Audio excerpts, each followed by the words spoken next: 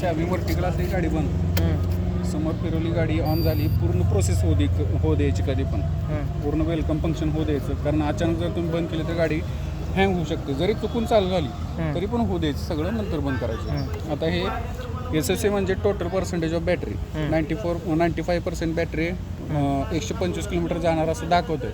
तर ते तुमचा रोड गाडीच्या रोडवरून चालताय, तुम्ही गाडी माणसं किती बसवताय, गाडी किती स्पीडनं पळवताय, ह्याच्यावर सगळं कॅल्क्युलेशन कमी करून हे कमी जास्त होऊ शकतं. कंपनीचं 153 आहे, ऑन रोड आपल्याला 120-130 भेटू शकते मॅक्सिमम.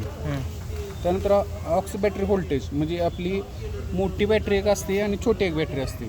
मोठ्या बॅटरीला 5 वर्ष वॉरंटी आहे, तिला 8 महिन्याची वॉरंटी येते छोट्या बॅटरीला. म्हणजे पेट्रोल गाडीला जी बॅटरी येते ना छोटी, ती एक बॅटरी असते. त्याच्यावर हा डिस्प्ले चालतो, मीटर, इंडिकेटर हे सगळं त्यावर वर्क करतं, त्याचं व्होल्टेज दाखवते. हे जर 12च्या आत आलेलं असेल तर कधी पण 10 मिनटं गाडी सकाळी ऑन ठेवायची, ते चार्ज होऊन राहतं त्यावर. ओडिओमीटर हा म्हणजे गाडीचं टोटल किलोमीटर दाखवतोय.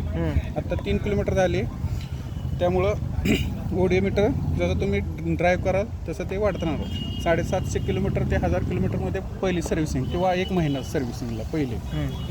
कोणती सर्व्हिसिंग फ्री नाही आहे हिला, सगळ्या पेड सर्व्हिसिंग आहेत.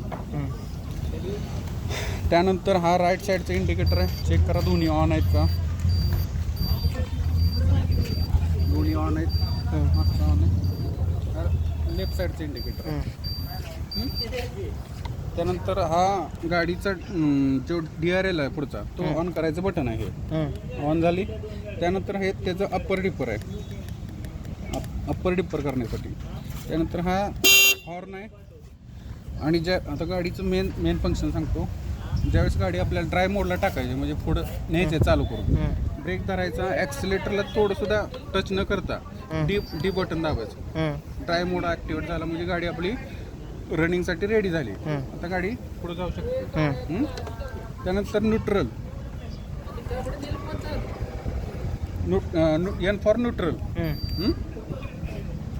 न्यूट्रल केली, त्यानंतर गाडी न्यूट्रल झाली. आता पूर्णपणे आपल्याला रिव्हर्स टाकायचं असलं तर हा ब्रेक धरायचा, 3 सेकंदासाठी R होल्ड करायचं, गाडी रिव्हर्स मोडला चालली आणि हळू जाते जेणेकरून कंट्रोलमध्ये राहावं आपल्या. त्यानंतर अजून N दाबलं की न्यूट्रल. ओके. त्यानंतर आणि परत हा ते ड्राईव्ह मोडला परत तसंच पहिल्या. हा आहे तो हँड ब्रेक आहे गाडीचा, हात प्रेस होतोय, हात ओढायचं, प्रेस करून सोडायचं. हँड ब्रेक लॉक झाली गाडी आपली, पुढे सरकत नाही. आता काढायच्या वेळेस फक्त नॉमिनल मागं प्रेस करायचं, सोडून दिलं की अजून पुढे जाते. आता ही गाडी की फंक्शन सांगतो. बंद केली गाडी आपण, स्टँड जरी खाली केलं तर गाडी न्यूट्रल होते. आणि जो पण स्टँड काढत नाही तो पण ड्राईव्ह मोड पडत नाही. आत प्रेस करायची, चावी आत दाबायची, आत दाबल्यानंतर पुढं हायशी दाबूनच पुढे टाकलायची. डिकी ओपन झाली. हा तुमचा गाडीचा चार्जर आहे, 750 वॅटचा चार्जर. रिअर पार्ट आहे तिथं, आपलं मागून घ्यायचं. हा नॉब, हा कॅप काढायचा, ह्याचा पण काढायचा. हा नॉब प्रेस करून इन्सर्ट करायचा, पूर्णपणे लागलं पाहिजे व्यवस्थित. त्यानंतर गाडीचा बीप आवाज येतो आणि इथं ग्रीन सिग्नल येतो. ग्रीन सिग्नल आलं की चार्जिंग चालू. जर नाही चार्जिंग चालू तर गाडी ऑन करायची. एकदा ऑन केल्यावर एकदा बघायची चार्जिंग होते, ऑफ करून टाकायचं नंतर. काढताना पण सेम प्रोसेस आहे. हा नॉब आत प्रेस करून वरती ओढायचं. काम झालं की चार्जर व्यवस्थित आपल्या ठिकाणी ठेवली. चार्जरला पण 5 वर्ष वॉरंटी आहे, फक्त फिजिकल डॅमेज कोणतं नसून आहे त्याला. डॉगने चगळणे, मंदिर घुस किंवा वायर कट होणे.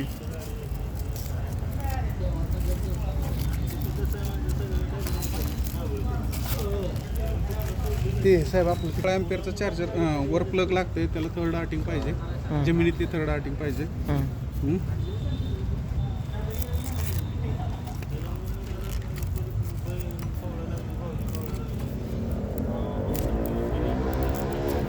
यामध्ये 2 लाईट लागतात, एक रेड आणि एक ग्रीन.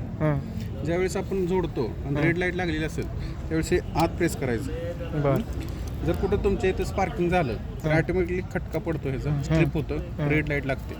त्यानंतर चालू करायला आत प्रेस करायचं. ओके. मग यांची कशी काय 95% चार्जिंग? त्यांची आधीच आहे गाडी, पहिल्या स्टॉकमधली 02 आहे ही.